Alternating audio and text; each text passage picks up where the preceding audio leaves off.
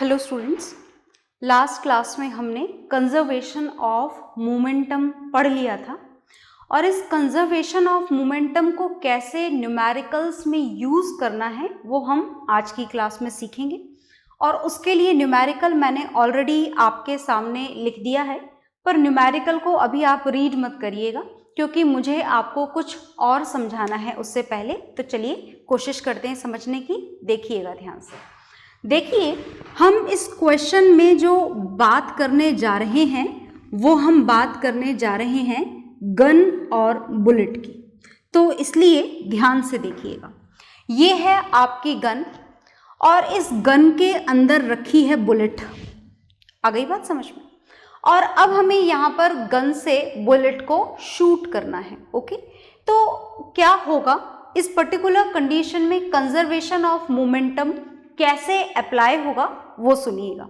देखिए, हमने पढ़ा था कि when two or more bodies act on one another then the momentum remains conserved. Is it okay? तो अगर बात इस गन और बुलेट की जाए तो according to the conservation of momentum आप यहाँ पर क्या लिखोगे? आप यहाँ पर कंजर्वेशन के अकॉर्डिंग लिखोगे, क्या लिखेंगे हम यहाँ पर? हम लिखेंगे यहाँ पर मोमेंटम बिफोर शूट। बहुत ध्यान से देखिएगा, momentum before shoot is equal to momentum after shoot. Is it okay? भाई, जो भी कंडीशन है उस कंडीशन को हमें लिख देना है। यहाँ पर शूट होगा तो शूट लिख देना है, अगर कहीं पर कोलिजन हो रहा है तो हम कोलिजन लिख देते हैं। तो what ever the condition is वो हमें यहाँ पर लिख देनी है। Is it okay?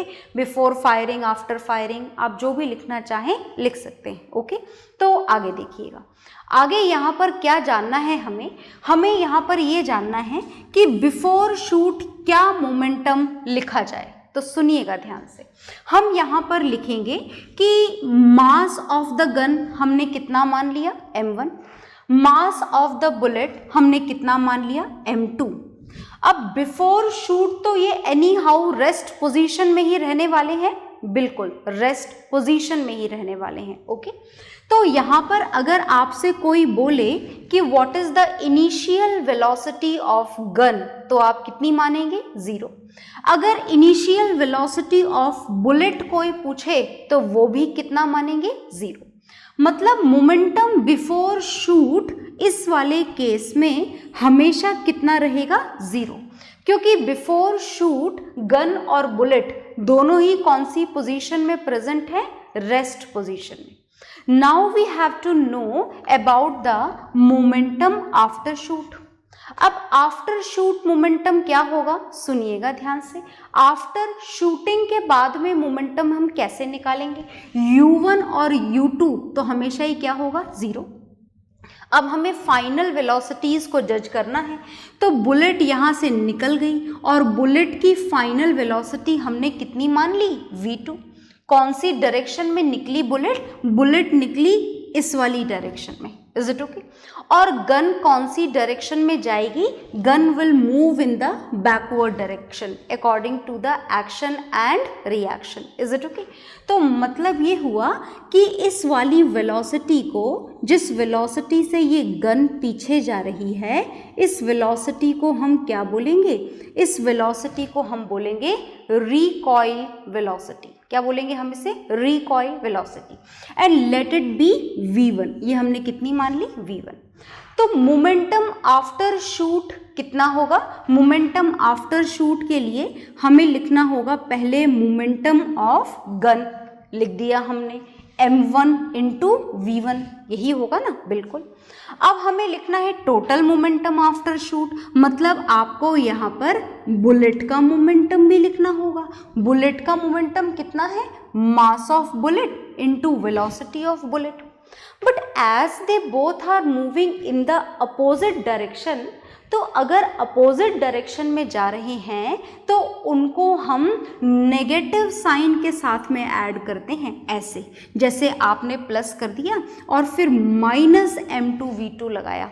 ये माइनस साइन यहाँ पर क्यों लगाया समझ में आ गया ना, because the momentum of gun is in this direction and momentum of bullet is in that direction, तो they both are opposite direction.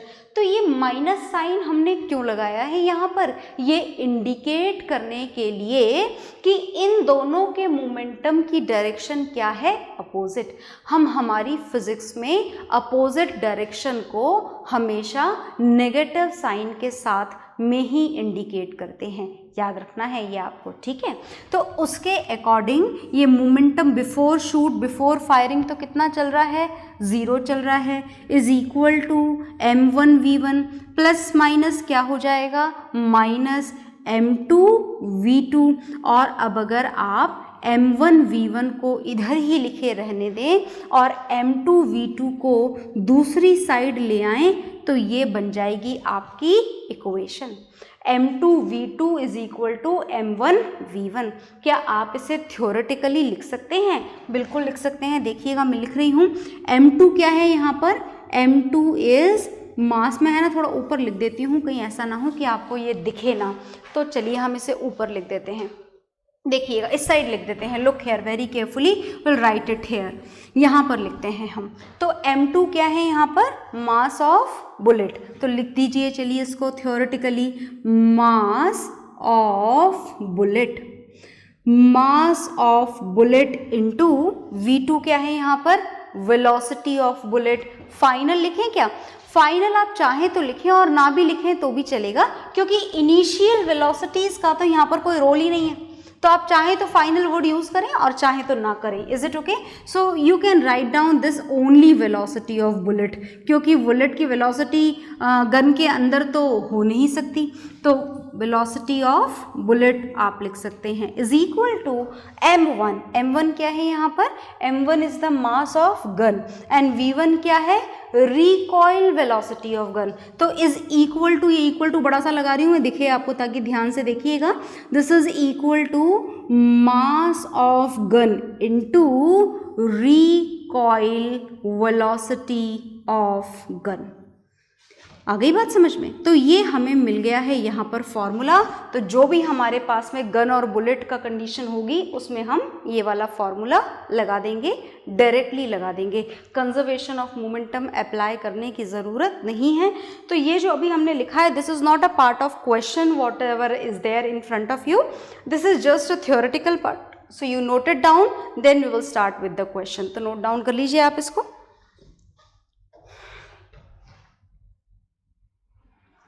तो आपने नोट डाउन कर लिया होगा, जैसे मैं उधर जाती हूँ तो आप वीडियो पॉज करके नोट डाउन करा करेंगे।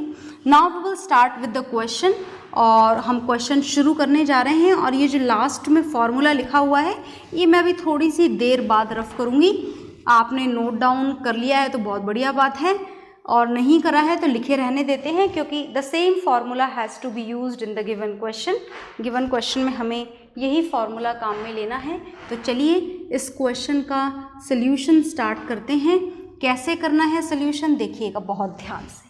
क्या गिवन है यहाँ पर हमें क्वेश्चन में, अ बुलेट ऑफ मास 10 ग्राम, तो मास ऑफ बुलेट लिख लें। चलिए लिख लेते हैं, जो जो भी गिवन है वो हमें नोट डाउन करना होता है, ये ही न्यूमेरिकल का रूल होता है। तो mass of bullet is given here, आप चाहें तो m1 माने, कोई रिस्ट्रिक्शन नहीं है कि बुलेट का मास है m2 ही माना जाएगा, कोई ज़रूरत नहीं है। आप चाहें तो बुलेट के लिए m1, u1, v1 वो 1 वाली सीरीज़ आप बुलेट के लिए काम में ले सकते हैं, ठीक है। तो हमने यहाँ पर मास ऑफ बुलेट, चलो मान लो कि m1 काम में ले लिया, ले लेते हैं m1 काम में। और कितना गिवन है मास ऑफ बुलेट, यहाँ पर मास ऑफ बुलेट इज गिवन है, दिस इज 10 ग्राम। चलिए आगे देखिए और क्या गिवन है। This is fired from a gun of mass 6 kg, मतलब जो नेक्स्ट क्वांटिटी हमें गिवन है वो है mass of gun, and mass of bullet को अगर आपने m1 से डिनोट किया है तो मास ऑफ गन को आप m2 से डिनोट करेंगे, तो हमने m2 लिख दिया यहाँ पर, एंड दिस इज 6 kg। क्या कोई गड़बड़ हुई? यस, गड़बड़ हो गई। हो क्या गई है हम सही कर देंगे अभी तो गड़बड़ को। गड़बड़ ये है, क्वेश्चन में प्रोवाइडेड है that here the mass is in KG and here it is in gram. चलेगा? नहीं चलेगा। यूनिट हमारे क्वेश्चन में सेम रहनी चाहिए। अगर एक जगह एसआई यूनिट यूज करी है तो फिर सब जगह एसआई यूनिट यूज करनी पड़ेगी। मतलब ये जो मास ऑफ बुलेट आपको ग्राम में गिवन है, आपको इसे किस में कन्वर्ट करना पड़ेगा? किलोग्राम में। तो कर दें, यहीं पर कन्वर्ट कर देते हैं। चलिए, तो दिस इज 10 ग्राम और हम किलोग्राम में कन्वर्ट करना चाहते हैं तो हमें इसे 1000 से डिवाइड करना पड़ेगा। ये 0 से 0 कैंसिल हो जाएगा और हमें मिलेगी वैल्यू 0.01 kg। 2 जीरोज है नीचे, मतलब डेसिमल के बाद में 2 डिजिट आनी चाहिए। Is it okay? तो हमने लिख दिया 0.01 kg। आगे चलें, चलिए आगे चलते हैं। With a velocity of 300 meter per second, ये किसकी वेलोसिटी गिवन है जरा पढ़ लें आप एक बार ध्यान से। इतनी ज़्यादा वेलोसिटी गन की तो हो नहीं सकती, तो इन्होंने मेंशन कर रखा होगा कहीं ना कहीं, a bullet of mass 10 gram is fired from a gun of mass 6 kg with a velocity of 300 meter per second. तो 300 meter per second is the velocity of bullet. अब देखिए, बुलेट के लिए आपने m1 काम में लिया है, तो यहाँ पर v1 काम में ले लीजिए एंड v1 इज गिवन है। कितना गिवन है v1 यहाँ पर? 300 मीटर पर सेकेंड। आगे चलिए, कैलकुलेट क्या करना है? Calculate the recoil velocity of gun. तो हम लिख देते हैं यहाँ पर जो हमें कैलकुलेट करना है वो मेंशन कर देते हैं। This is recoil velocity of gun. ये हमें यहाँ पर कैलकुलेट करना है, which has to be denoted by the symbol v2। v2 से डिनोट कर रखा है हमने इसको, ठीक है। तो चलिए अब देख लीजिए, m1 गिवन है, m2 गिवन है, v1 गिवन है, v2 हमें यहाँ पर फाइंड आउट करना है। यूनिट चेक कर लीजिए, ये भी SI यूनिट, ये भी SI यूनिट, ये भी SI unit. Now we can start the numerical and the formula which has to be used here is this. ये कैसे आया ये हम अभी थोड़ी देर पहले जान चुके हैं, तो चलिए इस फॉर्मूले को अप्लाई कर देते हैं। कहाँ से आया है ये फॉर्मूला? कंजर्वेशन ऑफ मोमेंटम से। तो हम यहाँ पर लिखेंगे, क्या लिखेंगे?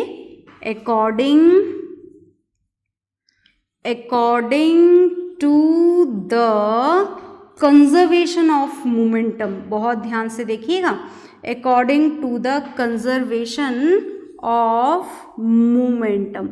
कंजर्वेशन ऑफ मोमेंटम अप्लाई करना है और सेम फॉर्मूला जो यहाँ लिखा हुआ है वो हम यहाँ लिख देते हैं दोबारा से। तो हमें क्या लिखना है यहाँ पर formula? Mass of bullet into velocity of bullet. Is it okay? Velocity of bullet is equal to mass of gun into recoil velocity of gun. अब तो रफ कर सकते हैं हम, क्योंकि हम दोबारा नोट डाउन कर चुके हैं। तो इसे यहाँ से हटा देते हैं और हम इसको कंप्लीट करते हैं हमारे क्वेश्चन को। देखिएगा ध्यान से, जो क्वेश्चन है वो क्या है? Mass of bullet into velocity of bullet is equal to का साइन है, याद रखिएगा, ये नेक्स्ट स्टेप नहीं है। मास ऑफ गन इंटू लिख देना रिकॉइल वेलोसिटी ऑफ गन, बिल्कुल लिख देते हैं। फॉर्मूला लिखना देखिए बहुत ज़रूरी होता है, मैं आपको पहले भी बता चुकी हूँ। Is it okay? क्योंकि इसके भी मार्क्स होते हैं। आपने पूरा क्वेश्चन सही करा है और फॉर्मूला मिसिंग है तो आपके मार्क्स में डिडक्शन ज़रूर होगा। तो डिडक्शन के कोई चांस छोड़ने नहीं होते हमको, है ना। आगे चलते हैं।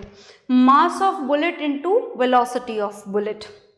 तो बुलेट को हमने m1 से इंडिकेट करा है, तो mass of bullet into velocity of bullet is equal to mass of gun into recoil velocity of gun. लिख दिया हमने। क्या पता लगाना है हमें? देखिएगा ध्यान से, हमें पता लगाना है recoil velocity of gun which is denoted by v2। तो चलिए v2 की कैलकुलेशन करते हैं और V2 के लिए फॉर्मूला ही पहले कन्वर्ट कर लेते हैं, तो V2 को आप यहीं लिखे रहने दीजिए और फॉर्मूला हो जाएगा m1v1 अपॉन m2। ठीक है, आगे चलते हैं। नाउ V2 की कैलकुलेशन होने वाली है और उसके लिए हमें सारी वैल्यूज सब्स्टिट्यूट करनी है। m1 यहाँ पर कितना है, ये 10 ग्राम। चाहो तो 1/100 kg लिख दो और चाहो तो 0.01 kg लिखो, जो आपका मन करे वो करो। मैंने 0.01 लिख दिया है, हालांकि हमें डेसिमल हटा के 100 नीचे लगाना ही पड़ेगा, but that will do later. v1 कितना है यहाँ पर, वेलोसिटी ऑफ बुलेट, ये देखिए ये लिखा हुआ 300 मीटर पर सेकेंड, तो हमने यहाँ पर ये 300 भी लिख दिया। डिवाइडेड बाय m2 कितना है, ढूंढो भैया m2 कहाँ पर है, ये रहा m2 इज 6 kgs, तो ये यहाँ पर लिख दीजिए 6 kgs। आ गई बात समझ में, आगे चलते हैं। ये डेसिमल यहाँ से हटा देते हैं और 2 zeros लगा देते हैं। आगे देखिए और क्या करना है, ये 2 0 से 2 0 हो गए कैंसिल, ये 3 से 6 हो गया कैंसिल, और अब आपको वैल्यू मिली है 1/2, और ये किसकी वैल्यू मिली है, V2 की। इसे तो आप बिना डिवाइड करे ही लिख सकते हैं, डिवाइड करने की भी हमको ज़रूरत नहीं है, तो चलिए बिना डिवाइड करे हम लिख देते हैं। V2 की वैल्यू हमें कितनी मिल गई, V2 की वैल्यू हमें मिल गई 0.5 kgs।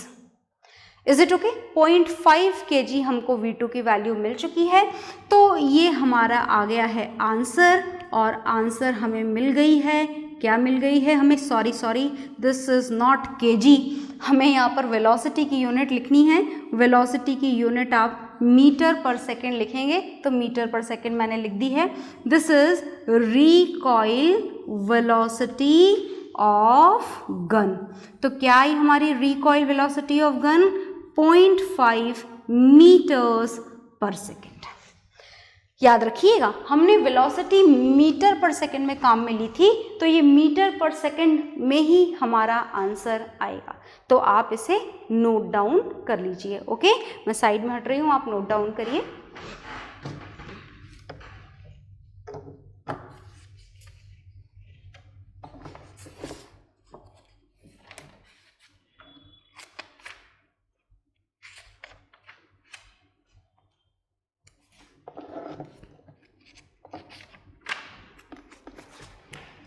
हाँ जी, आपने इसे नोट डाउन कर लिया होगा, मैं इसे रफ कर रही हूँ। और अब हम एक और क्वेश्चन करेंगे कंजर्वेशन ऑफ मोमेंटम के ऊपर based, and this time we are going to solve a question of NCERT book. NCERT book का हम क्वेश्चन करेंगे, इसको नोट डाउन ज़रूर करिएगा। आप लोग कर लिया होगा, आपने नहीं करा है तो वीडियो पॉज कर करके नोट डाउन करना है। और आप नोट डाउन करने से बेहतर है कि समझ में आने के बाद में आप सिर्फ क्वेश्चन नोट डाउन करें and try to solve the question by your own. तो चलिए अब हम करेंगे एक NCERT बुक का क्वेश्चन हम करने जा रहे हैं, देखिएगा ध्यान से। तो this is a question of NCERT book. NCERT book का क्वेश्चन है ये, और मैं क्वेश्चन यहाँ पर लिखने जा रही हूँ। This is question number 11th, out text exercise का 11th क्वेश्चन है ये। अकॉर्डिंग टू विच 2 ऑब्जेक्ट्स, ध्यान से देखिएगा मैं क्वेश्चन लिख रही हूँ यहाँ पर, 2 ऑब्जेक्ट्स। आप मुझसे पहले कर लें तो ज़्यादा मज़ा आएगा, लिखने के बाद आप 11th क्वेश्चन NCERT बुक की आउट टेक्स्ट एक्सरसाइज खोल के भी कर सकते हो, है ना। Each of mass 1.5 kgs, each of mass, 2 object हैं और दोनों ही ऑब्जेक्ट का मास कितना गिवन है, 1.5 kgs, are moving in the same straight line, are moving in the same straight line, moving in the same straight line। आगे देखते हैं, but in opposite direction. ये क्या मतलब हुआ, सोचिएगा जरा। But in opposite direction. ठीक है, आगे चलिए। The velocity of each object is the velocity of each object is 2.5 meter per second before collision। टकराने से पहले की वेलोसिटी है ये, बिफोर कोलिजन। ठीक है, आगे चलते हैं। During which they stick together, question is different, बहुत ध्यान से सुनिएगा। During which they stick together, बहुत ध्यान से सुनिएगा। And make a rough diagram to start it. Okay, stick together. आगे देखिए, what will be the velocity of the what will be the velocity of the combined object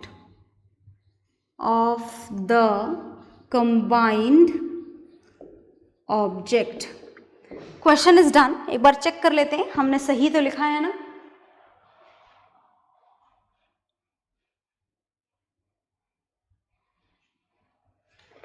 देखिए, जैसे मैंने question आपके सामने चेक करा, you also have to check the question और the values when you note it down from the question paper और from the book, क्योंकि कई बार हम वैल्यूज गलत नोट डाउन कर लेते हैं और उन गलत वैल्यूज के साथ में ही क्वेश्चन सॉल्व कर लेते हैं, तो it should not be done. Okay, तो चलिए हम इसको सॉल्व करना शुरू करते हैं। And for that we have to make a rough diagram first. हम एक रफ डायग्राम बनाना होगा, तो बनाते हैं रफ डायग्राम।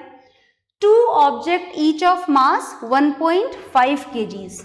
दो ऑब्जेक्ट हैं आपके पास में, ऑब्जेक्ट 1 और ये ऑब्जेक्ट 2। मास इसका m1 मान लें, इसको m2 मान लें, और दोनों की वैल्यूज कितनी गिवन है, 1.5 kg 1.5 kg।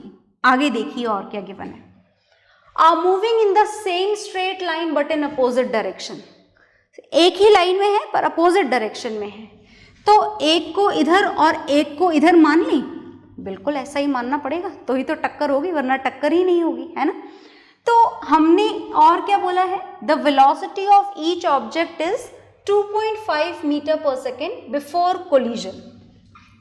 तो इसकी initial velocity 2.5 meter per second, इसकी initial velocity 2.5 meter per second. ये तो हो गया बिफोर कोलिजन का केस। ओके, आगे चलिए। Now the velocity of each object is this before collision during which they stick together.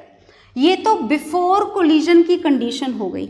अब आफ्टर कोलिजन ये एक दूसरे से टकरा करके चिपक गए हैं, है ना, अलग नहीं हो पा रहे हैं। तो इनका टोटल मास कितना हो जाएगा, m1 प्लस m2। जुड़ चुके हैं ये एक दूसरे से। आगे देखिए, what will be the velocity of the combined object? Now if they stick together, so they have to move simultaneously with each other, together with each other। तो ऐसे एक साथ एक ही वेलोसिटी से मोशन करेंगे। तो ये किस वेलोसिटी से मोशन करेंगे ये हमें कैलकुलेट करना है। तो चलिए करते हैं। इसके लिए हमें कंजर्वेशन ऑफ मोमेंटम लगाना है, तो हम अप्लाई करते हैं। देखिएगा ध्यान से। नाउ अकॉर्डिंग टू, लिखना सब कुछ होता है हमें, जो काम में ले रहे हो वो भी, जो फाइंड कर रहे हो वो भी। तो according to the conservation of momentum, याद है ना कंजर्वेशन ऑफ मोमेंटम का formula, momentum before collision is equal to momentum after collision. तो चलिए हम यहाँ पर इसे अप्लाई करते हैं। थोड़ा ध्यान लगाइएगा क्योंकि हर बार फॉर्मूला एक नई फॉर्म में आपके सामने आ रहा है, तो हम इस फॉर्मूले को दोबारा एक न्यू फॉर्म में काम में लेंगे। This is momentum before collision is equal to momentum after collision, right? Momentum before collision is equal to momentum after collision। अब ध्यान से देखिएगा, बिफोर कोलिजन क्या होता है भाई? m1 u1, ये हो गया इसका मोमेंटम, प्लस m2 u2, ये दूसरे ऑब्जेक्ट का मोमेंटम। तो प्लस m2 u2 लिख दें या कुछ और भी लिखें? कुछ और भी लिखना पड़ेगा, हमें यहाँ माइनस साइन लगाना पड़ेगा। क्यों? क्योंकि दोनों ऑब्जेक्ट अपोजिट डायरेक्शन में है, और फिजिक्स में अपोजिट डायरेक्शन कैसे इंडिकेट की जाती है, याद है ना? बार बार बता रही हूं मैं आपको, विद अ माइनस साइन। तो ये प्लस माइनस क्या हो जाएगा? माइनस। वो हम नेक्स्ट स्टेप में कर देंगे। अब मोमेंटम आफ्टर कोलिजन क्या होगा? आफ्टर कोलिजन मोमेंटम का फॉर्मूला क्या होता है? Mass into velocity. After collision mass क्या है? ये तो ऐड हो चुके हैं, और वेलोसिटी हमने v मान ली है, तो हम लिखेंगे m1 plus m2 into v। आपको ये v की वैल्यू, ये जो v है, ये आपको यहाँ पर फाइंड आउट करना है। तो मैं थोड़ा सा आपको और बता देती हूँ, देखिएगा ध्यान से।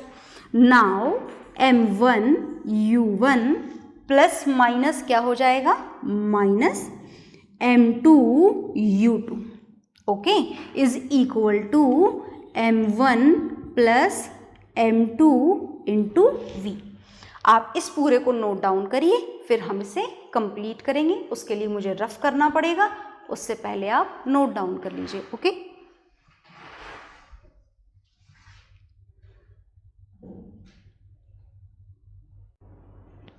तो आपने ये नोट डाउन कर लिया होगा।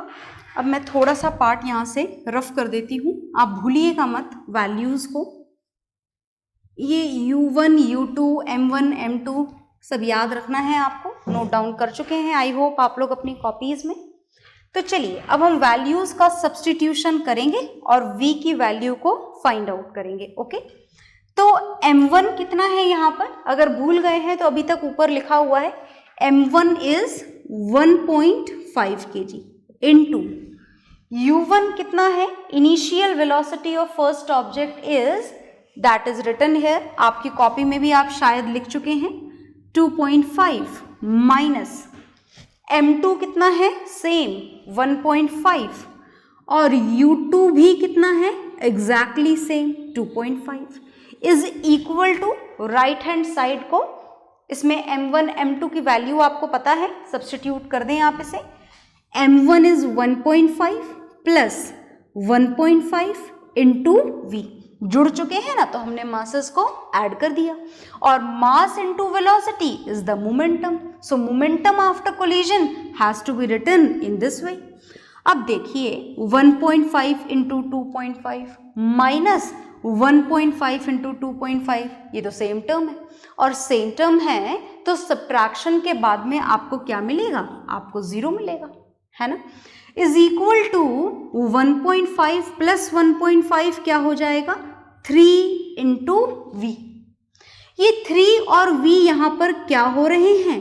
ये 3 और v यहाँ पर मल्टीप्लाई हो रहे हैं, मतलब वेलोसिटी इज इक्वल टू 0। ये 3 यहाँ मल्टीप्लाई हो रहा है तो दूसरी साइड जाकर डिवाइड हो जाएगा, डिवाइडेड बाय 3।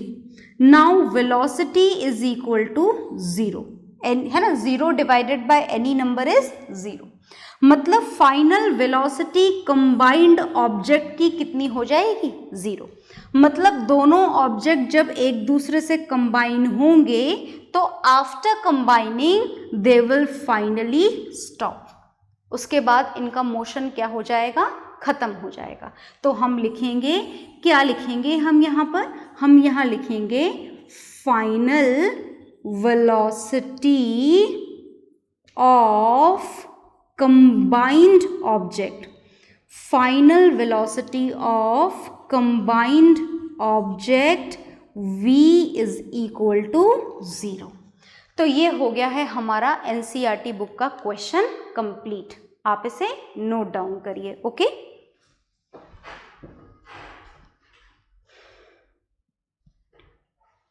तो आप इसे वीडियो पॉज करके नोट डाउन करेंगे।